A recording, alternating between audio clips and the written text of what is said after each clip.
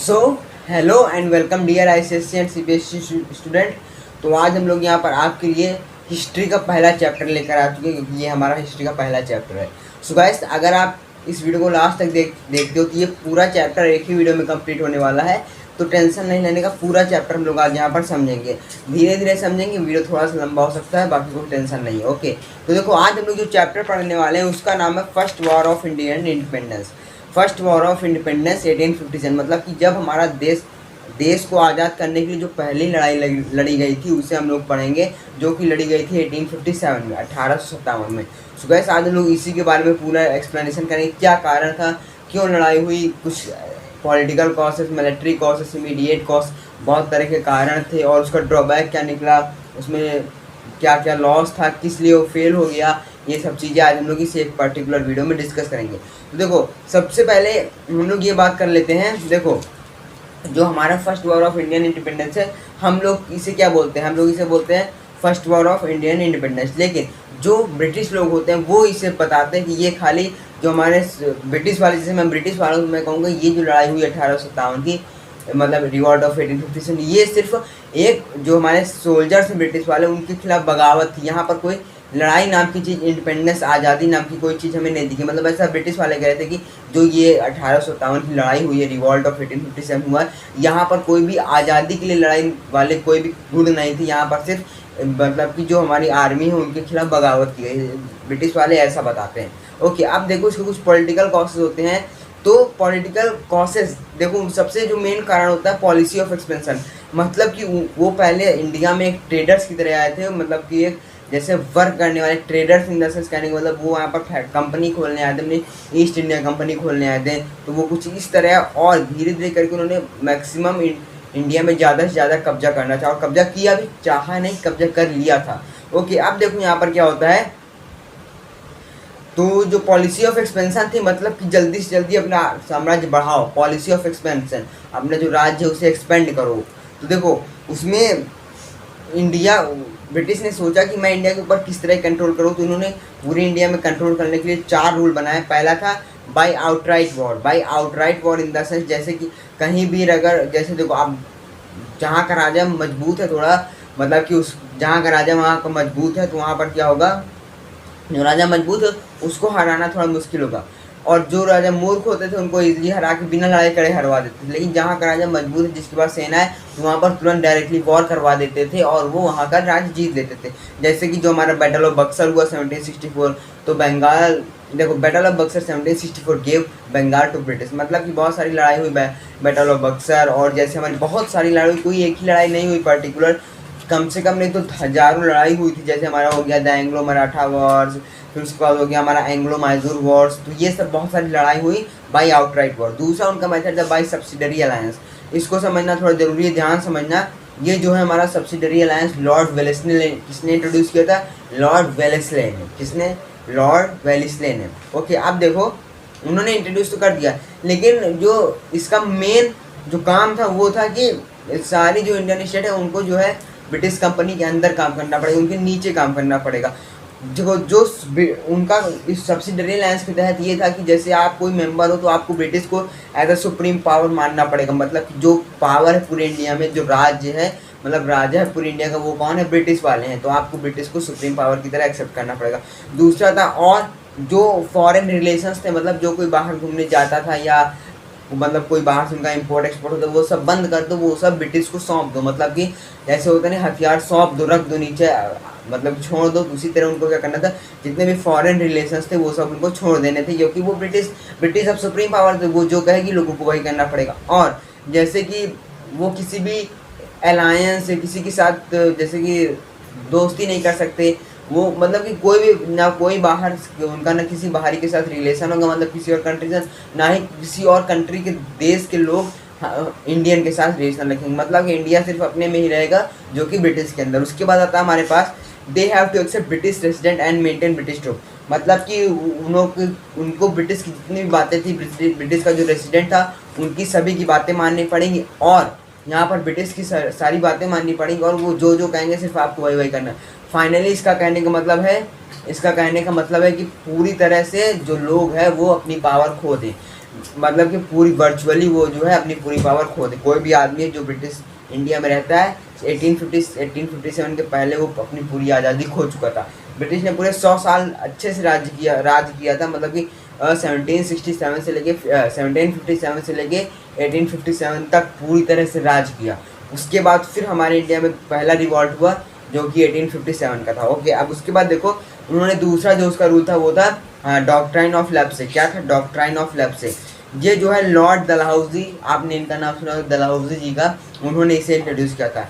देखो जैसे कि आप किसी राज्य के राजा हो और आप मर जाते हो, आपका जो बेटा है वो सिर्फ अपनी प्राइवेट प्रॉपर्टी, मतलब अपना घर या फिर जैसे कुछ आपके पास सामान है वो सब का राजा हो सकता है। बाकी जो आप जैसे जब राजा थे तो आपने कुछ ना कुछ क्षेत्र को अपने कब्जे में किया होगा, तो वो जो बेटा है आपका उसको क्षेत्र नहीं मिलेगा, खाली आपका घर मिलेगा, आपका बगल वाला, मतलब आपका जो जितनी भी प्राइवेट प्रॉपर्टी थी सिर्फ आपके बेटे को वही मिलेगी। लेकिन जितनी भी आपने राज्य को लड़ के जीत के बहुत ही मुश्किल से जीता था वो सब किसके अंदर चला आएगा? ब्रिटिश के अंदर चला आएगा। तो यही था हमारा डॉक्ट्राइन ऑफ लेप्से। जैसे कि झांसी जो है, झांसी ले लिया था उन्होंने, सतारा ले लिया, जयपुर ले लिया, सब चीज़ें क्या हुए थे क्योंकि वहाँ का राजा जो था वो मर गया था और जो उसका बेटा था उससे जो राज्य है वो मिलने वाला था नहीं, तो वो सब किसके अंदर चला गया? ब्रिटिश के अंदर चला गया।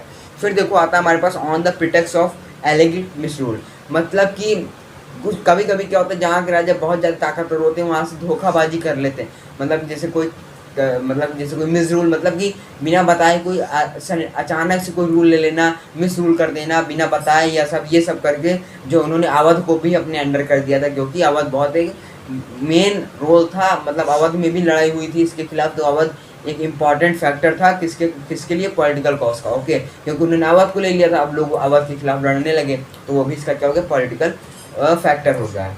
उसके बाद आता है हमारे पास general service enlistment act, Indian soldier could be abroad on duty. Okay, जो जनरल सर्विस इनलिस्टमेंट एक्ट था इसके तहत क्या होता है कि जो हमारे इंडिया होते हैं, इंडिया के जितने भी सोल्जर्स होते हैं उनकी उनको कभी भी कहीं पर जाना पड़ सकता है। मतलब मान लो ब्रिटिश की लड़ाई किसी और के साथ हो गई तो जो हमारे इंडिया वाले उनको कभी भी किसी भी देश में जाना पड़ सकता था, कभी भी कहीं पर जाना सकता था। अब कहीं जाना है तो पक्का है कि समुद्र को ना कि जाना पड़ेगा, लेकिन जो समुद्र देवता है इंडिया में, समुद्र देवता को बहुत इज्जत दी जाती है। तो अगर कोई भी उसे पार नहीं करना चाहेगा, जैसे आपसे कह दीजिए जैसे कि आप किसी चीज़ को मानते हो, आपसे कह दीजिए उसी चीज़ को करो, आपको फोर्स किया जाए, तो ये क्या था?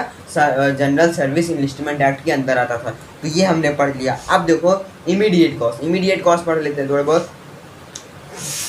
इमीडिएट कॉज का कहने का मतलब है यहाँ पर जब ब्रिटिश वालों ने एक राइफल का इंट्रोड्यूस करवाई थी जिसका नाम था इनफील्ड राइफल। इनफील्ड राइफल जैसे जो हमारी कट्टा होती है नॉर्मली वही कट्टा की बात हो रही, लेकिन उसमें जो गोली होती थी, मतलब जो गोली को भरना होता है उसमें क्या करना, पहले उसको निकालना पड़ता है दांत से। वो जो गोली होती है वो किसकी बनी होती है? वो जो हमारी पिग और काऊ का जो फैट होता था, मतलब उसकी जो क्या बताएं हम आपको, जो पिग और काऊ का फैट होता था वो उसमें भरा होता था। और इंडिया के जितने भी लोग हैं, मैक्सिमम जितने भी लोग हैं, मैं आपको जितने भी रिलीजन्स के, वो सभी गाँव को अपनी माता मानते हैं, गाँव को रिस्पेक्ट देते हैं एज अ मदर। तो अब कोई भी अपनी मदर का जो है जो चमड़ी है, मतलब कि फैट है, उसे कैसे खा सकता है? तो ये एक इमीडिएट कॉज था जिसकी वजह से लड़ाई होनी थी। मतलब इमीडिएट कॉज का मतलब होता है कि जो तुरंत के का वाद विवाद हो, और एक होता है long term cause. Long term cause का मतलब होता है जो बहुत दिनों से चले आ रहे हैं, मतलब जिसकी भड़ास बहुत दिनों से चली आ रही है कि हाँ मुझे उससे लड़ाई करनी है। 1 साल आपने किसी ने आपको मारा था, अब आप सोच रहे हो मुझे उससे लड़ाई निकालनी, तो वो क्या होता है? Long term cause. अभी आपने किसी ने आपकी बुक ले लिया, कुछ कर लिया, तो आप क्या करोगे? तुरंत लड़ाई कर दोगे, तो ये कहा जाएगा आपका इमीडिएट कारण हो जाएगा। ओके, फिर देखो उसके बाद आता है बीइंग द अपराइजिंग। अपराइजिंग का मतलब होता है आप धीरे धीरे, हमारा इंडिया वो एकजुट होने लगा था। अगर पूरी तरह से एकजुट हो जाता तो हम लोग 1857 में ही लड़ाई जीत जाते, देश आज़ाद हो जाता। लेकिन हमारे इंडिया वाले थोड़े इधर थे थोड़े उधर, सबके पास मतलब सब कर अच्छा रहे थे लेकिन सब अलग अलग थे। अवध में अलग सेंटर बना था, मुंबई में अलग सेंटर बना था जहाँ पर 100-200 लोग थे, मीरठ में अलग बना था, दिल्ली में अलग बना था, कानपुर में अलग बना था। तो अलग अलग जगहों से अच्छा अगर वो सब एक जगह होते, मास मूवमेंट तो था ही लेकिन मास मूवमेंट उतना बड़ा नहीं था क्योंकि यहाँ पर लोग अलग अलग जगह थे। ओके, तो हो जाएगा। तो चलो सबसे पहले जो मंगल पांडे हैं उन्होंने बैराकपुर में जो जब उनसे खोलने को कहा जा रहा था कि उस राइफल को चलाओ, तो उन्होंने उनके ऑफिसर्स को गोली मार दी थी, तब उनको फांसी पर चढ़ा दिया गया था अगले दिन। फिर देखो आता है इवेंट्स एट मीरठ में जो 85 सोल्जर्स थे, 85 सोल्जर्स ने मना कर दिया कि मैं जो आप ये इनफील्ड राइफल दे रहे हो मुझे, मैं इसका यूज़ नहीं करूँगा। तो अब जैसे उन्होंने मना कर दिया तो ब्रिटिश वाले क्या करें, गुस्सा आ जाएंगे। तो इस वजह से जो 85 के 85 थे, पूरा जो मीरत था वो उसके खिलाफ हो गया। अगर इसमें से जिन 85 में 85 ने मना किया, 85 लोगों ने मना किया कि मैं इसका यूज़ नहीं करूँगा, तो एक दो को उन्होंने पहले ही टपका दिया होगा, मतलब कि बताने के लिए जो इसका हस्र होगा सब, मतलब कि मेनली वहाँ पर जो 85 में से बचे हुए 80 लोग थे वो पूरी तरह से उनका विद्रोह करने लगे थे। उसके बाद इवेंट है दिल्ली में जो हमारा मतलब जो बहादुर शाह जफर थे, उनकी जो लोकल मतलब जो उन्होंने कब्जा किया था वो तो उनके हाथ से गया ही, बल्कि उन्हें नेपाल भागना पड़ा। Okay, later he was caught and deported to Yangon. और देखो शाहजहाँ मतलब कि जो शाह जफर थे वो जो है हमारे एम्परर ऑफ इंडिया घोषित कर दिए गए। मतलब जब लोग दिल्ली गए, दिल्ली वाले लोगों ने कहा कि जो हमारा राजा है वह शाह मतलब क्या कौन है, हमारा बहादुर शाह जफर वहाँ के राजा है। और उनकी मतलब कि उसके बाद क्या हुआ, उनको पकड़ लिया गया, उनकी सारी ज़मीन को कब्जा ली गई और यंगून में उनकी 1862 में मार दिया गया था। 1862 में उसके बाद आता है इवेंट सेंटर लखनऊ में हमारी बेगम हजरत महल जी बहुत अच्छे से प्रयास कर रही थी, लेकिन उनका भी जो एरिया है उसे भी कैप्चर कर लिया गया था बाय ब्रिटिश एंड उन्हें भी नेपाल भागना पड़ा था। सेम यही हुआ था कानपुर में नाना साहब के साथ, उन्होंने पेशवा बाजीराव को अडॉप्ट तो किया, लेकिन जो जितनी भी उनकी ज़मीन थी वो भी ले ली गई और वो लोग भी नेपाल भाग गए थे। मतलब कहाँ जो हमारे पेशवा नाना साहब थे वो कहाँ भाग गए, वो हमारे भाग गए थे नेपाल। उसके बाद आता है हमारे कुछ और बहुत सारे सेंटर से, मैंने आपको 4-5 सेंटर बताए, मेरठ, दिल्ली, लखनऊ, कानपुर, ये सब तो थे ही। और कुछ सेंटर जैसे हमारा बरेली हो गया, खान बहादुर खान, बिहार हो गया हमारा, जैसे बिहार में था कौन, कुंवर सिंह थे, और जैसे हो गया हमारा फैजाबाद में अहमदुल्ला। तो ये बहुत सारे लोग थे। उसके बाद देखो ड्रॉबैक, इसके ड्रॉबैक क्या थे, किस वजह से ये वॉर जो है हमारा फेल हुआ। इसका फेल होने का ये यहाँ पर कोई प्लानिंग नहीं थी। इंडिया को आज़ाद होने के लिए प्लानिंग चाहिए होती, लेकिन यहाँ पर कोई प्लानिंग नहीं थी। इस वजह से जो है हम लोग 1857 के रिवॉल्ट हार गए। प्लानिंग तो थी लेकिन कुछ 10 लोग हैं, अगर 10 में अलग अलग प्लानिंग चलनी होगी तो वो सही नहीं होगी। अगर 10 एक हो जाए, एक प्लानिंग बनाए तो पक्का होता कि 1857 में हम लोग वॉर जीत जाते, लेकिन ऐसा नहीं हुआ। The movement did not have a common plans military under centralised leadership. मतलब कि यहाँ पर जो हमारा कहने का मतलब है कि इसका कोई पर्टिकुलर लीडर नहीं था। मीरठ में कोई अलग लीडर बना है और यहाँ पर हम अपन लखनऊ में बेगम हजरत महल हैं और दिल्ली में शाहजहाँ बहादुर शाह जफर हैं और बरेली में खान बहादुर खान। अगर इन सब लीडर से केवल एक लीडर होता जो कुछ सब उस लीडर की बात सब कुछ सुनता, तो यहाँ पर हमारा देश आज़ाद हो जाता था। अगला, they did not have a common goal. उनका कोई कॉमन गोल नहीं था। कोई चाह रहा था कि मैं अपने राज्य को छुड़ाऊँ, ये चाह रहे थे कि हम अपने राज्य को छुड़ाएं। लेकिन अगर सब लोग ये चाहते कि हमें देश को आज़ाद करना है तो देश आज़ाद हो जाता। या फिर उसका कारण था, एक तो पहली बात तो ये थी कि इंडियंस के पास पैसा भी नहीं था कि वो कुछ कर पाएँ, तो उनके पास ना कोई वेपन्स थे। तो मेनली ये सब कारण थे जो ड्रॉबैक है। अब नेचर क्या था वॉर का, it was also called the first war of independence because it was the first uprising against common. ये जो जितने भी लोग थे एक पर्टिकुलर नेम के अपोजिट थे तो सब ब्रिटिश के अपोजिट, लेकिन उनका गोल अलग था। कोई चाह रहा था कि मैं अपने बरेली को बचा लूँ, कोई चाह रहा था मैं अपने कानपुर के लोगों को बचा लूँ, कोई चाह रहा था मैं अपनी दिल्ली को सेव कर लूँ। अगर उनका इनेमी तो एक ही था ब्रिटिश, लेकिन अगर सबका गोल एक होता, इनेमी और गोल में डिफरेंस है। इनेमी है कि उनको सामने वाले को खत्म करना, लेकिन गोल है कि अपने इंडिया को बचाना है। गोल किसी के पास नहीं था कि हमें इंडिया को बचाना है, सब अपने अपने के बारे में सोचते थे। उसके बाद है it led to the path of rise of modern national movement. उसके बाद ये हमारा नेशनल मूवमेंट बन गया। सो गाइस, आई होप आपको ये वीडियो अच्छा लगा होगा। इसमें मैंने आपको बहुत ही कम समय में ज़्यादा से ज़्यादा जानकारी देने के बारे में बताया। आप देखो, जैसे जो इम्पोर्टेंट थी मैंने आपको वही बताया आपके पेपर के व्यू पर्सपेक्टिव से। तो लेकिन अगर आपको और भी इससे अच्छा समझना है तो आपको मैं आपको इसके एक MCQ का भी वीडियो लाऊंगा, तो उसे देख लेना, आपको थोड़ा बहुत उससे भी समझ में आ जाएगा। और अगर आप लोग अपनी एक बुक की एक बार रीडिंग कर लेते हो तो आपको समझ में आ जाएगा। और जो इस वीडियो के नोट्स हैं वो आपको यहाँ पर मिल रहे हैं, अभी आपको लास्ट में इस वीडियो के नोट्स मिल जाएंगे, तो वहाँ से देख लेना, लिख लेना। Okay, bye bye, take care, stay home, stay safe.